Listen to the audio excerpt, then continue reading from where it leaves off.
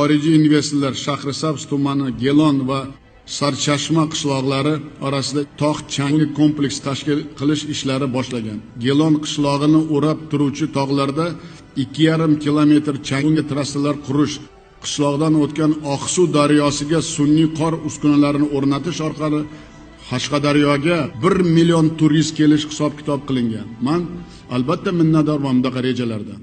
Mirakli turizm zonasida 60 million dollar investitsiya hisobiga 1,5 ming o'rinli 48 ta mehmonxona, mehmon uylari, 1,7 kilometr dor yo'li, 10 kilometr salomatlik yo'lagi quriladi. Bular hisobiga sayyohlar oqimi 6 karraga oshib, yillik 1 millionga yetadi. Shahrisabz shahri va Shahrisabz tumanida turizm klaster tashkil qilinadi.